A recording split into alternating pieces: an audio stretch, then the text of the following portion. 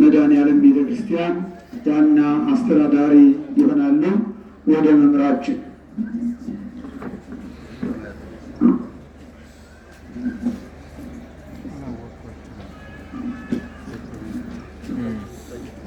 በስመ አብ ወወልድ ወመንፈስ ቅዱስ አሐዱ አምላክ አሜን። ብፁዕ አባታችን አቡነ አብርሃም የባህር ዳርና የሰሜን ጎጃም አህጉረ ስብከት ሊቀ ጳጳስ የቅዱስ ሲኖዶስ አባል ቡራኪዮ በሁላችን ይሁን። የተከበሩ መላከ ሰላም ክቡር ስራ አስኪያጅ፣ እንዲሁም የተከበሩ መላከ ገነት ክቡር ስራ አስኪያጅ፣ የገዳማትና የአድባራት አስተዳዳሪዎች፣ አዕይንተ እግዚአብሔር መነኮሳት ወካህናት፣ ሊቃውንተ ቤተክርስቲያን፣ በዚህ ያላችሁ ምእመናን ሁላችሁ ሰላም እግዚአብሔር ከሁላችን ጋር ይሁን። እንደምን አደራችሁ? አባቴ ባህታዊ አባ ኢየሱስ ጸሎቶ ቡራኪዮ ዛሬም አይለየን። እኔ እንግዳ ስለሆንኩ ነው ብፁዕ አባታችን የጋበዙኝ። በጣም ታላላቅ መምህራን ስላሉ ከሩቅ ሀገር መጥተሃል ተብዬ ነው እና 10 ደቂቃ ያህል እናገራለሁ። በታላላቅ ሊቃውንት በቅኔው ታላላቅ ሚስጥር ነው የተነገረውና እኔ እንደው ዝም ብዬ አንድ የቅዱስ ጳውሎስ አሪዮስፋጎስ በተባለው የጥንት አቴና የጠቢባን መሰብሰቢያ በሆነው አዳራሽ የተናገረውን እሱን ነው የምናገር።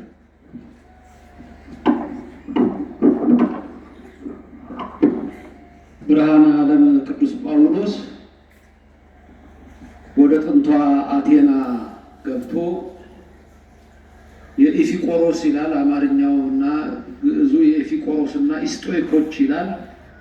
ስቶይሲዝም የተባለና ኢፒኩሬኒዝም የተባለ የፍልስፍና ትምህርት ላላቸው ሰዎች የተናገረው ነገር በግብረ ሐዋርያት ምዕራፍ 17 ቁጥር 28 ላይ ያለው ቃል እስመ ቦቱ ናዩሂ ወነታወሲሂ ወንሄሉሂ የሚል 3 ታላላቅ ነገሮችን አስቀምጧል እዛ ላይ። በእርሱ ሕያዋን ነን፣ በእርሱ እንንቀሳቀሳለን፣ እንቀሰቀሳለን፣ በእርሱ እንኖራለን ይላል። ብዙ ወጣቶች ያለው በትምህርት ቤት ስለ ኮዝ ኤንድ ኢፌክት ትሰማላችሁ። ኮዝ እና ኢፌክት አለ። በእርሱ ይልና በእርሱ አንደኛ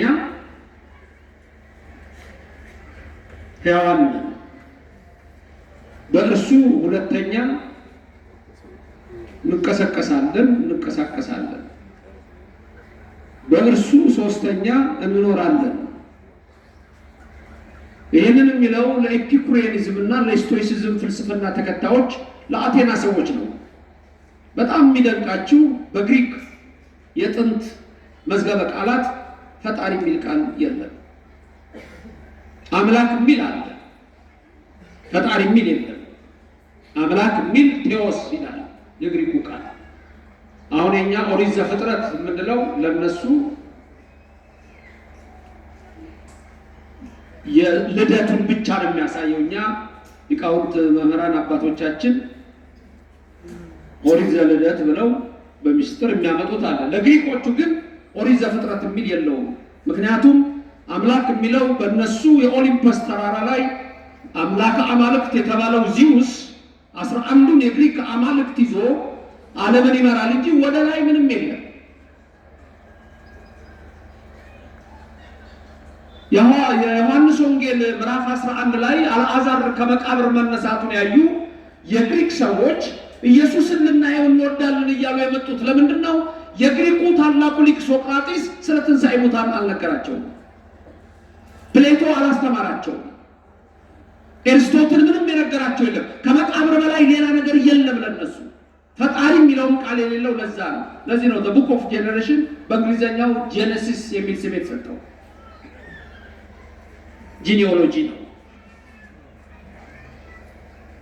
ብርሃነ ዓለም ቅዱስ ጳውሎስ ወደዛ ሲገባ በተለይ አቴና በዛ ዘመን በሌላ መጽሐፍ የተጻፈው በሃይማኖት መጽሐፍ አይደለም፣ በሌላ የታሪክ መጽሐፍ ላይ 30,000 ጣዖት በአቴና ከተማ ቆሞ ነበር ይላል። የጳውሎስ ሐዋርያ መንፈስ ተበሳጨበት የሚለው እሱን አይቶ ነው። ሰው እንዴት ፍጡር ያመልካል ብሎ ፈጣሪ የሚለው ቃል ራሱ የለም ብያቸዋለሁ።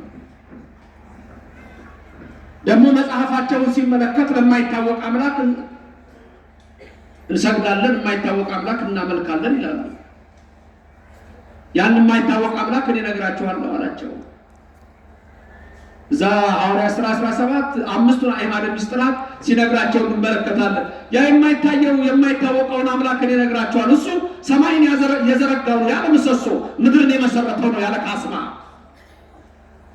የማይታይ የማይመረምር ነው አለና ረቂቅ መሆኑን ይነግራቸውና ረቂቅ መሆኑን በነግራችሁም ግን ከእያንዳንዳችን ደግሞ የራቀ አይደለም ቅርብ ነው ይላል።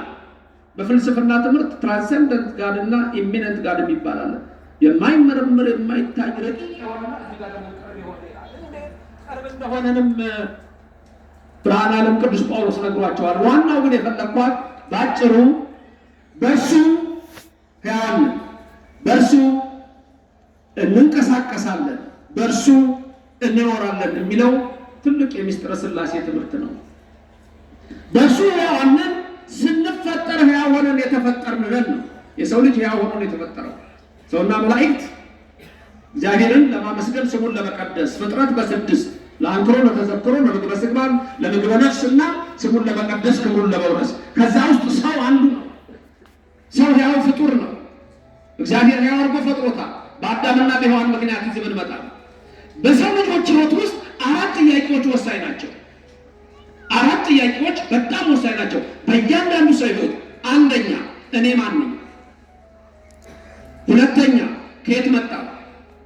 ሶስተኛ እዚህ ምንድን ነው የምሰራው? አራተኛ መጨረሻዬ ምንድን ነው?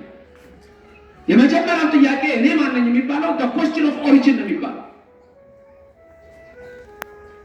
እኔ ማን ነኝ የሚለው the question of identity የማንነት ጥያቄ። ፍጡር ነኝ ፈጣሪ አይደለሁም። የሰው ልጅ አንድ ብርጭቆ ውሃ እንኳን እዚህ ዓለም ላይ ማምጣት አልቻለም። የሰው ልጅ ተመራመረ ተባለ፣ ተራቀቀ፣ ብዙ ነገሮች ሰራ፣ አንድ ብርጭቆ ውሃ ማምጣት አይችልም። ይሄን ማድረግ የሚችል የኔና የእናንተ አምላክ ሰማይን ምድርን የፈጠረ የሚታየውንም የማይታየውንም የፈጠረ ኃያሉ አምላክ እግዚአብሔር ነው። ለስም አጠራሩ ክብርና ምስጋና ይድረሰው። እሱ እግዚአብሔር እስመ ቦቱ የሚለው ጳውሎስ ሐዋርያ በእሱ በእግዚአብሔር እኛ ሕያዋን ነን የሚለው ሕያዋን ሆነን ተፈጥረናል። ስለዚህ ፍጡር ነን፣ ፈጣሪ አለ። 2 ጥያቄ ተመለሰ። እዚህ ምን እንሰራለን? ያው የአዳምና የሔዋንን የአባቶቻችን ነገር እናውቃለን፣ መተናል። መጨረሻዬ ሶኔት ነው ብሎ ማሰብ ያስፈልጋል። አንዳንዴ ዛፍ ተቆርጦ የሚጠፋ ይመስላል፣ ቦታው ላይ አይኖርም ማለት ዛፉ ሲቆረጥ የለም።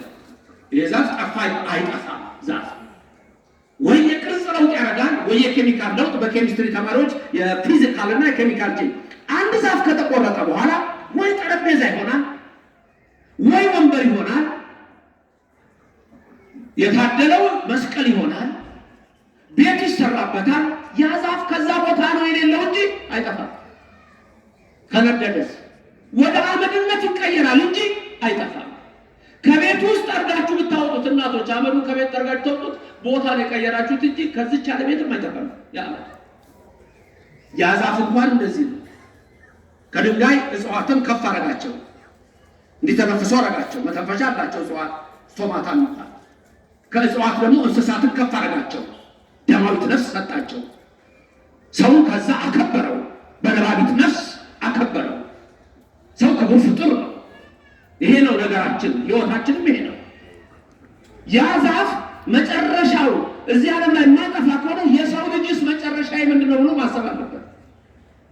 አንዳንዴ ደግሞ ፈራ ብላችሁ የምታስቡ ከሆናችሁ ዶሮ ከታረደች በኋላ ምን እንደሚጠብቃት አይቶ መጠንቀቅ ያስፈልጋል። ወይ ፍልውሃ ሊጠብቃት ይችላል፣ አይቀርም።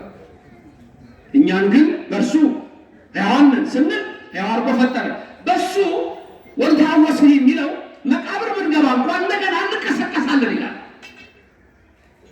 ቅድም ታላቁ ሊቅ አቤልን ሲያነሱት ነበረ። በአቤል ደነገጡ፣ በሄኖክ ግን ትንሣኤ ሙታንን ሰበከላቸው። ስለዚህ ሞተን እንደማንቀር አውቀን ከመቃብር እንደምንወጣ ደግሞ እናውቃለን። ሶሎሞን ጠቢቡ ምን አለ? ከመወለድ ቀንና ከሞት ቀን የቱ ይሻላል ያለ?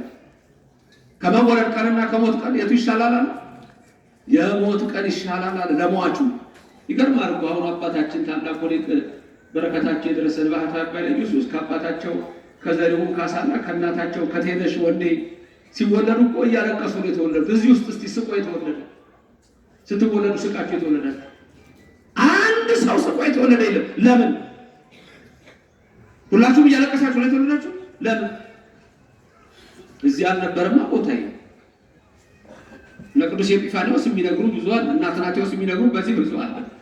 ወይም ደግሞ ጉሮሮውን ከፍተህ ታስጮኸዋለህ፣ ታስጮኻታለች። የሚቀበርበትን 3 ክንድ ከስንዝር መቃብር ታሳየዋለህ፣ ያኔ ታስጮኸዋለህ ይላል።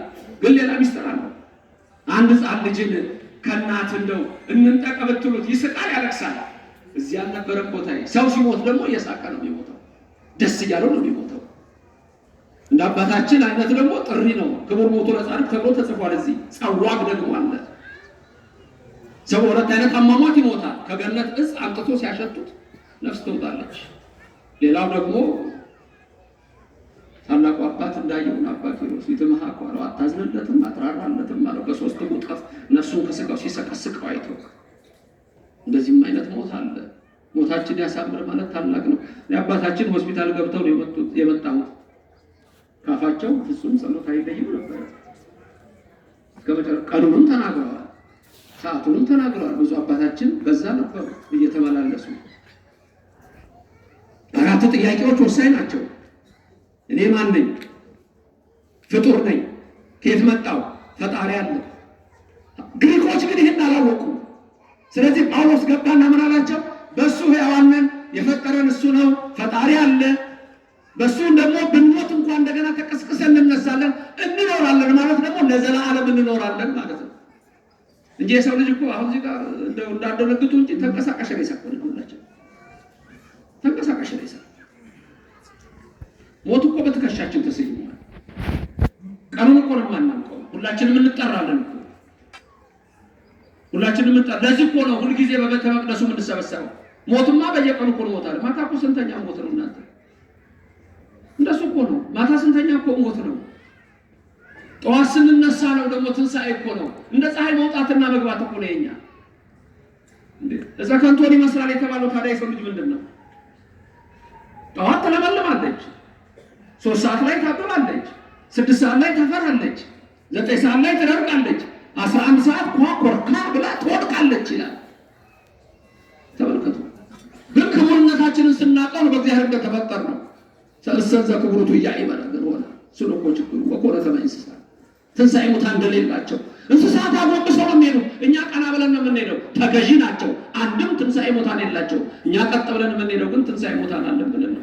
እናንተ የግሪክ ሰዎች ለምን ይሄን አታውቁም? እንደውም አንተ የቆሮንቶስ ገበሬ ይላል። አንተ የቆሮንቶስ ገበሬ የዘራኸው ስንዴ በስብሶ ሞቶ ስንዴ ሆኖ ሲነሳ አንተ እንዴት ሞቼ እቀራለሁ ትላለህ? ይላል ጳውሎስ ሐዋርያ። የሰው ልጅ ይነሳል። ትንሣኤ ሙታን አለ። ስለዚህ ከግሪክ መጡና አልዓዛር ከመቃብር ወጣ ሲሉ ልናየው እንወዳለን ኢየሱስ ክርስቶስን እያሉ መጡ። የዳዊት መክፈቻ አለኝ፣ ከፍታለሁ፣ ዘጋለሁ፣ ሲኦልን ሞትን እንሆ ይመዘብራል። የኔና የናንተ አምላክ ክብር ምስጋና ይግባው። ዓለም ላይ በጣም ብዙ የእምነት መሪዎች አሉ። ብዙ እምነት በዚህ ምድር ላይ ተመስርቷል። የብዙዎቹ እምነት መሪዎች በመቃብር ናቸው። ዛሬ ዞሮአስትሪያኒዝም የሚባል እምነት አለ። ፈልሳፊው ዞሮአስተር ይባላል። ሞቷል። በመቃብር ነው። መቃብሩ ከተገኘ አጥንቱ ይኖራል። ሽንቶይዝም የተባለ መስራች አለ። ሞቷል። እነ ቡድሃ መስራቾች የሉም።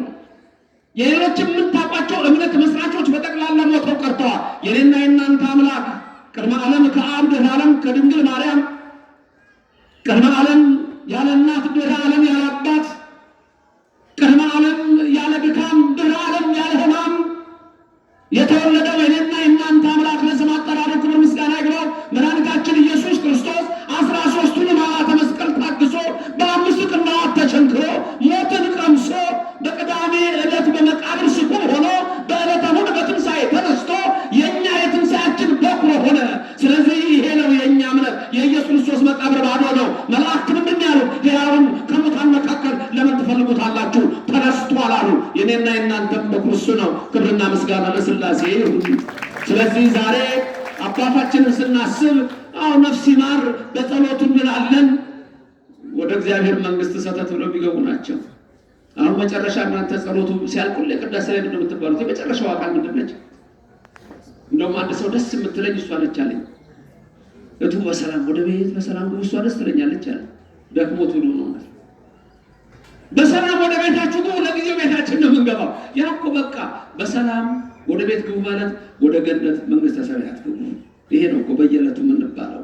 ስለዚህ አባታችን ክቡር ባህታዊ ጸሎታቸው በሁላችን ላይ ይደር።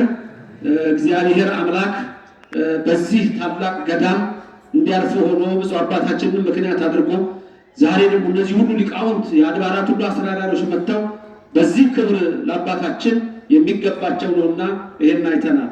በእርሱ ሕያዋን ፈጥሮናል። በሱ እንቀሳቀሳለን።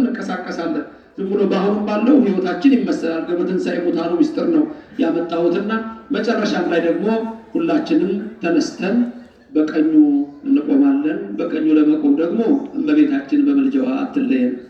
የብፁዕ አባታችን ቡራኬ ድረሰን። የአባታችን የአባ ኃይለ ኢየሱስ ጸሎት ከሁላችን ይሁን። አሜን። ክብር ምስጋና ለሥላሴ ይሁን። አሜን። ታላቁ መምህራችን ቃለ ሕይወት ያሰማልን። ከዚህ በመቀጠል የመጨረሻውን መርሃ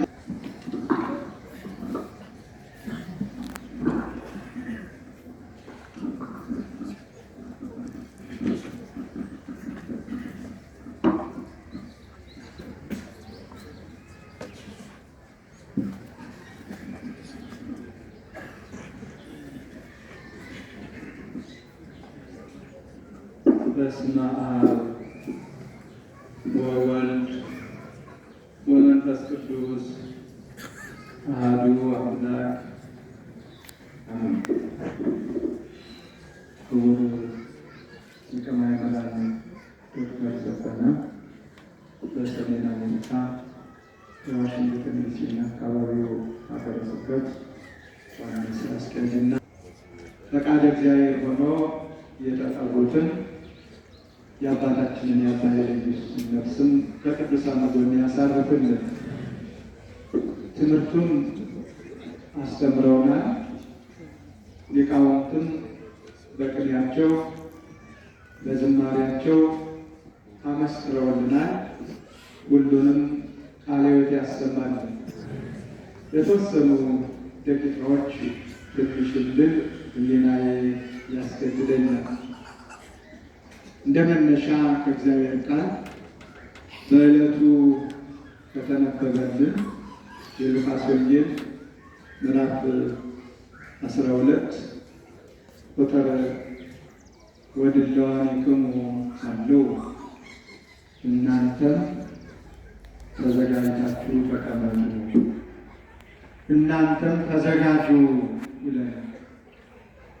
ሞት ትንሽ ትልቅ፣ ሽማግሌ፣ ወጣት፣ ምሁር፣ የምሁር፣ ድሃ፣ ባለጸጋ፣ ሕፃን፣ አዋቂ አይልም።